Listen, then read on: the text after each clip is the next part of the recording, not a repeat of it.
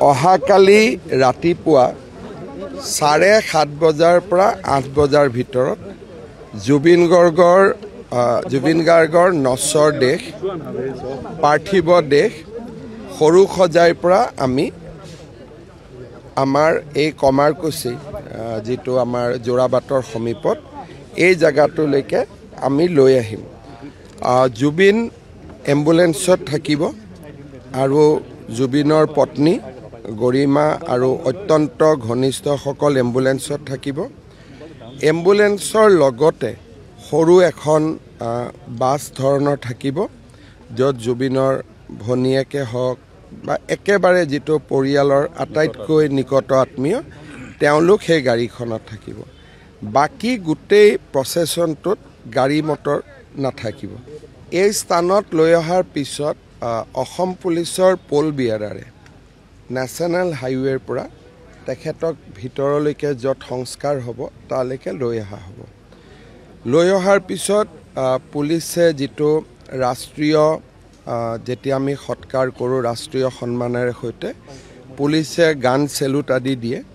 পুলিচে গান চেলুট দিব আৰু পুলিচে গান চেলুট দিয়াৰ পিছত পুৰোহিতে যাৱতীয় আধ্যাত্মিক কাম-কাজ সম্পূৰ্ণ কৰিব। অনুষ্ঠান হৈ যোৱাৰ পিছত কালিৰ আধ্যাত্মিক অনুষ্ঠান হৈ যোৱাৰ পিছত যিখিনি জায়গাত আমি জুবিনৰ অন্তিম সংস্কাৰ কৰিম সৰু জায়গাত আমি বাউণ্ডাৰী ৱাল কৰি দিম যাতে কোনো পশু পক্ষী আহিব নোৱাৰে। আৰু তাৰ লগে লগে আমি মাটিটো ইয়াত প্ৰায় 7 পৰা 10 বিঘা মাটি ওলাব। আমি পাহাৰটো কাটিও আছোঁ, মানুহ মাটিটো ওলাব। সেই গোটেইখিনি আমি বাউণ্ডাৰী ৱাল কৰিম। তাৰ পিছত সমাধিৰ এটা আৰ্কিটেকচাৰেল ড্ৰয়িং এটা বনাব লাগিব আৰু যি ধৰণে আমি আৰ্কিটেক্টে বনাই দিয়ে সেই ধৰণে আমি লাহে লাহে সমাধি ক্ষেত্ৰখন নিৰ্মাণৰ কাম আৰম্ভ কৰিম। সমান্তৰালভাৱে যোৰহাটতো আমি সমাধি ক্ষেত্ৰখন বনোৱাৰ কাম আৰম্ভ কৰিম।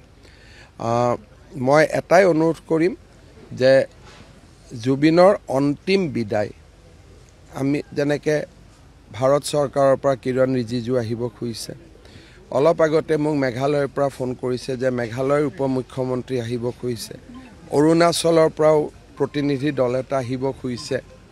আমি যাতে বহু দিনলৈ মনত ৰাখিব পৰা ধৰণে আমি জুবিনক বিদায় দিওঁ। আমাৰ মনত ইচ্ছা আছে 7:30, কিন্তু প্ৰস্তুতি কৰোঁতে কৰোঁতে হয়তো আধা ঘণ্টা দেৰিও হ'ব আৰু অকণমান 7:30ত ইয়াত আহিলে আমি 10টা বজাত পাই যাম আৰু খুব ৰ'দো বেছি। সেইকাৰণে আকৌ যোৱা কালিও প্ৰায় 300তকৈ বেছি মানুহৰ ডায়েৰিয়া হৈছে। তাতে আমি সৰু সজাইত হস্পিটাল এখন বনাই ৰাখিছিলোঁ বুলি বিশেষ দুৰ্ঘটনা নোহোৱাকৈ থাকি গ'ল। সেইকাৰণে আমি এই সময়টো আপোনালোকেও দেখিছে যদি বৰষুণ নহয় গৰম হয় এই সময়ত থিয় হৈ থকাটো যথেষ্ট কষ্ট। সেইকাৰণে আমি যিমান সোনকালে পাৰোঁ আমি ৰাতিপুৱাই আৰম্ভ কৰিব বিচাৰিম।